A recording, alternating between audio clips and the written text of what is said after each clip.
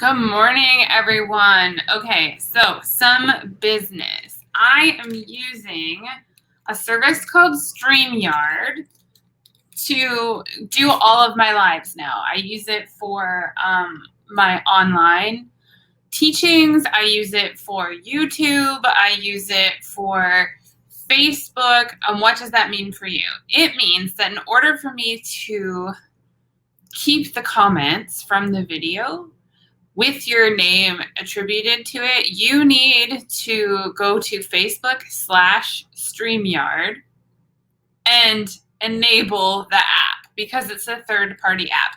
So you need to do that. If you have trouble with it, let me know. I'll help you figure it out. I have you up here on my phone so that I can see if anyone's commenting and for whatever reason you're having difficulties getting into like the chat. So for me, I have like a little sidebar here that shows all of the comments that are coming on. I also, the reason I absolutely adore this service is I have the ability to invite you in. So in the future, if you would like to be part of the conversation, audio or video wise, I can do that. I can invite you to the broadcast. I can host up to 12 people at a time because I have a paid account. And that enables us to have a much more real-time, authentic, fun conversation. So where am I going to put you? All right, so behind me, you will see my whiteboard, which I'm not going to use today. I decided to kibosh that. And the cat tree. And in that little space right there is my rabbit from my childhood. I've had it. It's older than some of you. I've had it since I was 4 years old. I was really excited. I thought I was getting a box of Cheerios for Christmas, and inside this giant box of Cheerios that I thought was just for me was that bunny, which was almost the same size as I was at the time. So that bunny is now 21 or 22 years old, something like that. Ooh, no, 31 years old. Ew, when did that happen? Gross. So today was supposed to happen yesterday in my head, but I believe in divine timing. I believe that whoever is supposed to be here to watch this, whenever they're watching it, today's message is the message we were supposed to receive. And that's why tomorrow. That's why yesterday didn't happen. Time travel in the intuitive guidance industry and life is real, my friends. So when we talk about time travel, what we mean is your truth, your lessons, will become obvious and will arrive when they're supposed to.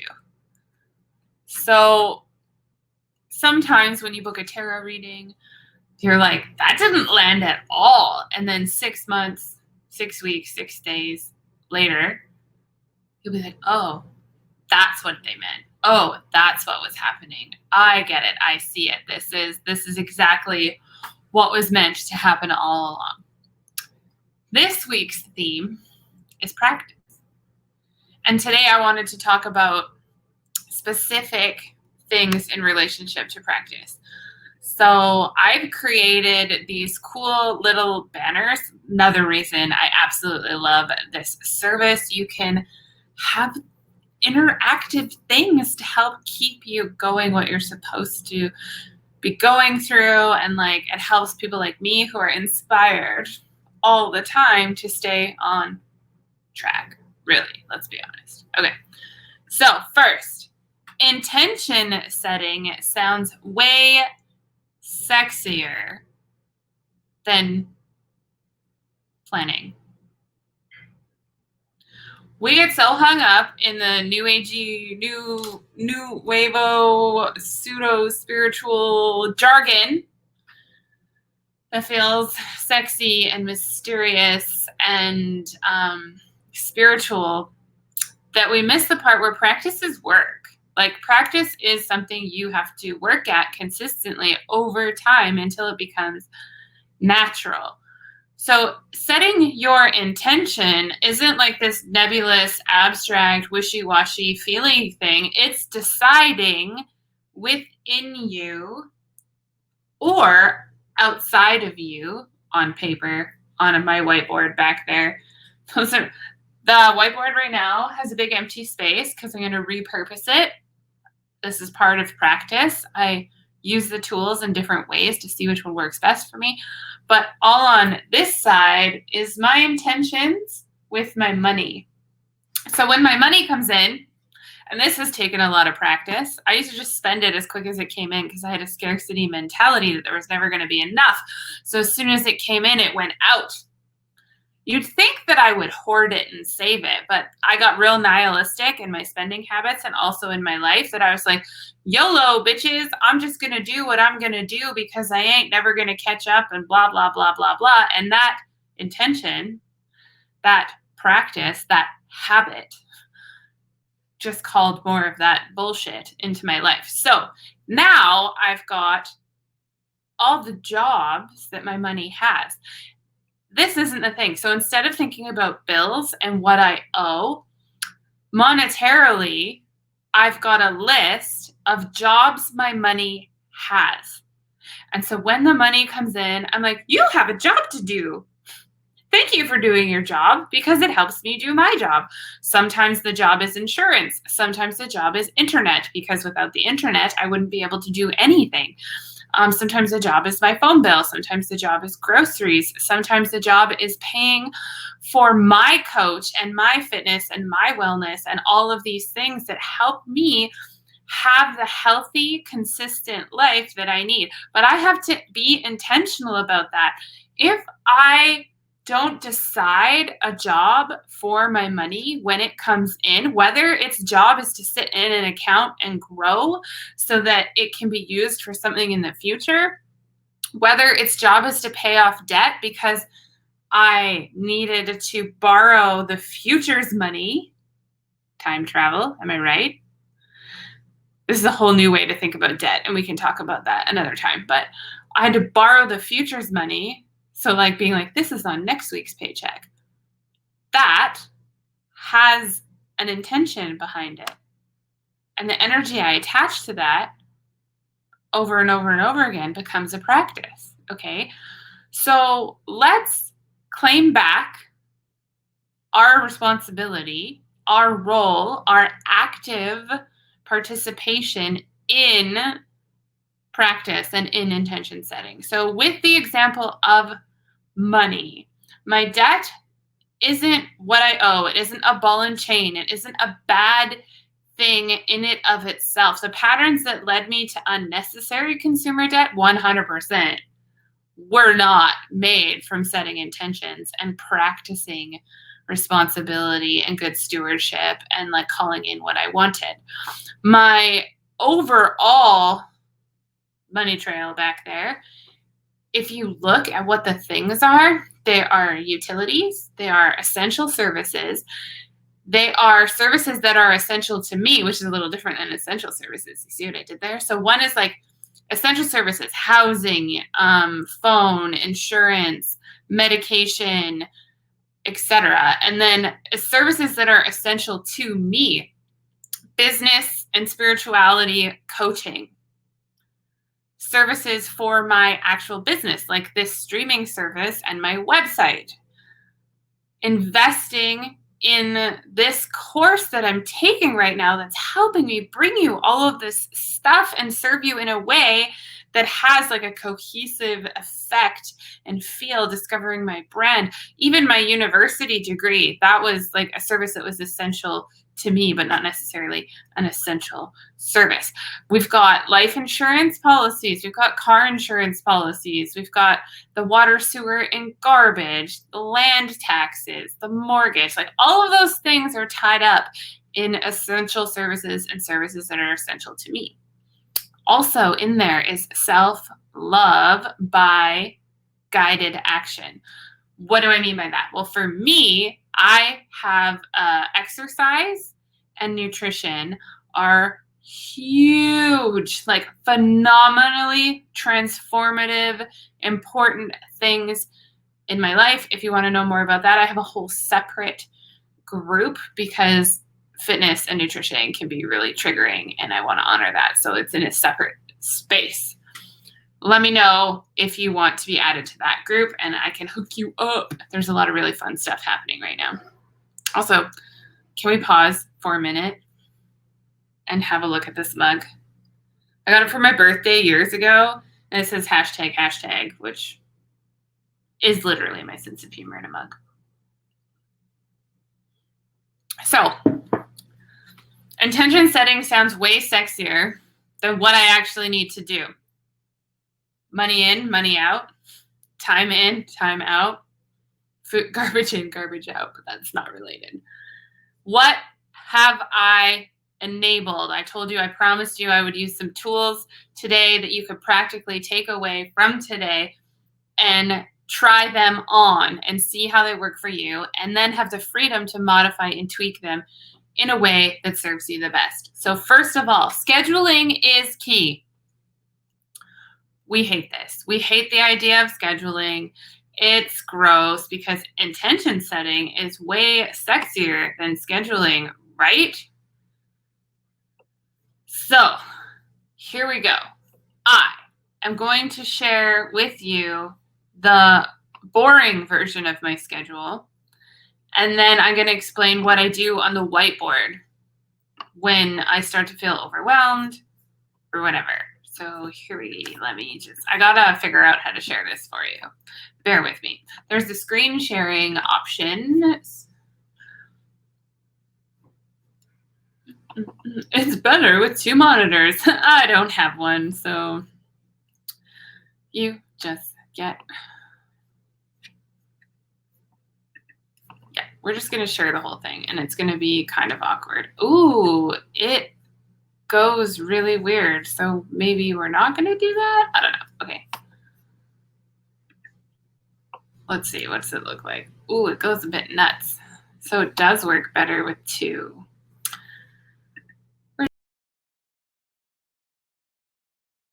On this stream, we're going to try this a different way. Okay? So I'm going to see if I can share something else. Okay, share screen, and then we're just going to share.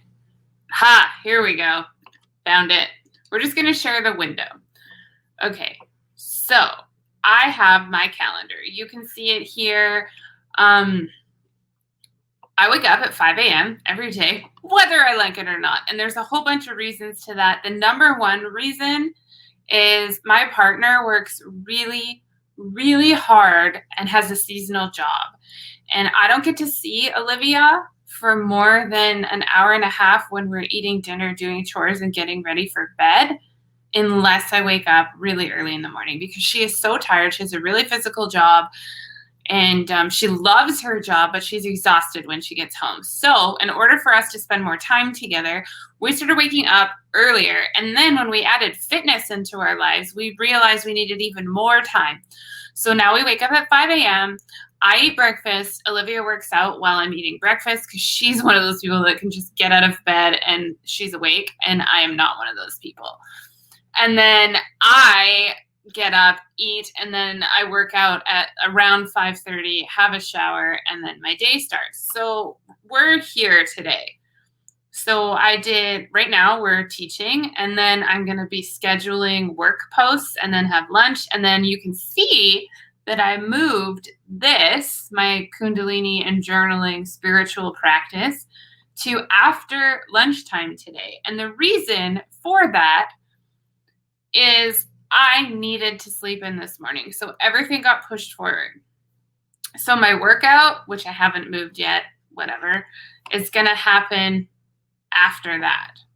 So it's happening in the afternoon today. You can see that these are not static, but they really help me.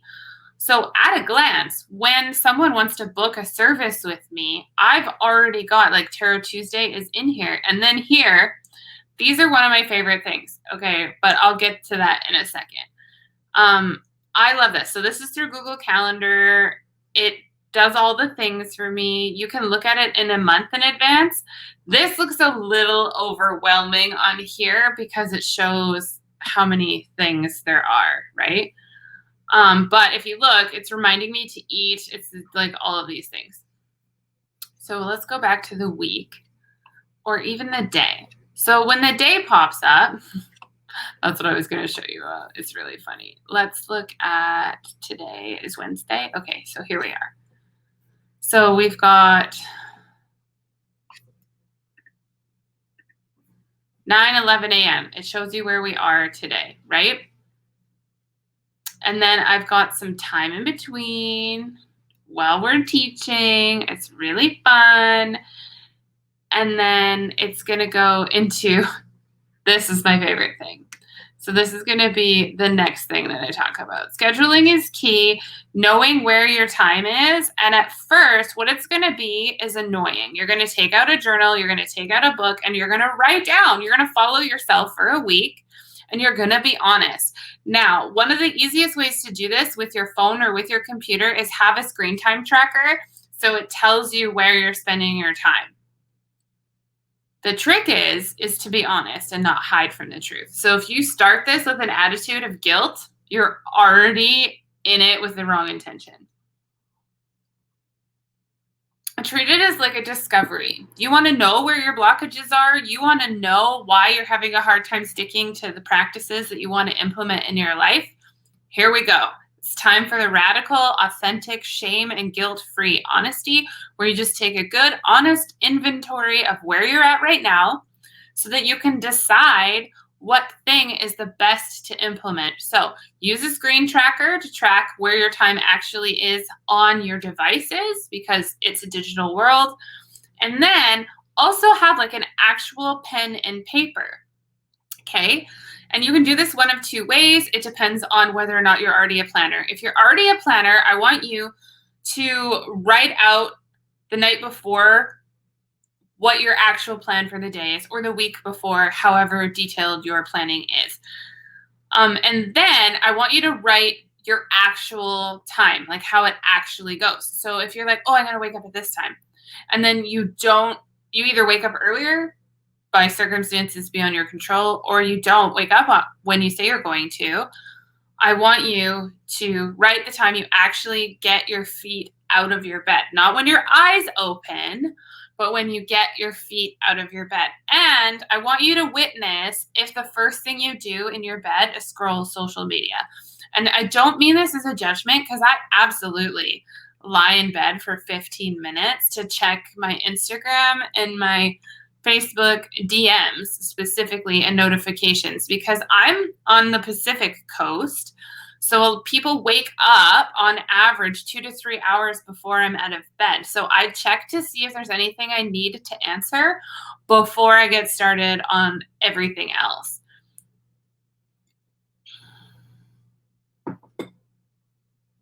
My live video ended in the group. That's super great. So I'm going to post the downloaded video after the fact. Sorry, everyone.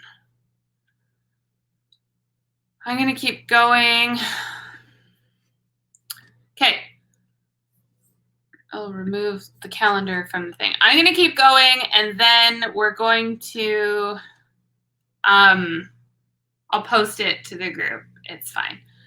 So now I said a little bit, I want you to use your phone and make it your own. So you would have seen there at the bottom that I had something that said, take your fucking pills. Because I had just take your pills and I wasn't always taking them. It's an alarm. It goes off on my computer and my phone and my social media phone because I have them separate, which for me is an essential boundary. I have my work social media phone and then I have my personal phone, and never the two cross. So there's one device that I use for live streaming and Instagram and all of those things and making shareable media and stuff. And then there's my personal phone that has like my actual phone number on it. I don't take my social media phone with me when I'm off grid. Nope. But I do make like jokingly sassy kind of reminders and like names of things because it helps me remove the potential resentment for some things like that. Okay. One other thing I want to really, really talk on is I want you to try new things for at least 21 days when you're trying to implement a practice. So if you're going to, if scheduling, if time management, if you feel like there's never enough time in a day, if you're always tired and always overwhelmed and your to-do list just keeps growing, this is the thing that you need to try for 21 days. You need to do a time audit and then spend 2 weeks intentionally scheduling your time and sticking to it. Because how do we build trust with ourselves? What did we learn from the trust and boundaries? You build trust with yourself by doing what you say you're going to do. So if you're creating a schedule, stick the fuck to it as long as it's within your power to do so. And do what I did, do what I showed you, and move the thing to later in the day or intentionally to the next day and get it done. Do not move the event more than once unless there's a serious reason for doing so. Okay? Being tired isn't usually a serious reason unless it's related to your health. Okay? So, call to action, my friends. What are you going to practice? Tell me in the comments. I'm going to download this video and post it to the group because life is what it is and there's a glitch and it cut me off halfway through. Thank you so much for being here today. What do you want to learn tomorrow as it relates to practice? Is there a specific practice that I can help you integrate into your life? I do think that time management and scheduling is something I'm freaking awesome at. And it's because I do it in a way that doesn't feel sexy from the outside. But immediately when someone's like, hey, can you meet on Wednesday? I can pull up my Wednesday and I can see that I already have the 5 things that I have emotional and spiritual energy for. And I can say, no, I can't. That day's full. Just because there's a gap in your schedule doesn't mean your day is empty. Because the things I didn't put in there is laundry, eating, cooking dinner, going for a walk, cleaning the litter box, leaving my house, being in nature, watering the plants. So bear that in mind. Depending on the level of detail that you need for your time management, if you need a complete overhaul, put everything in. And if it doesn't fit, that's why you're overwhelmed, okay? I'm going to go get this all situated for you.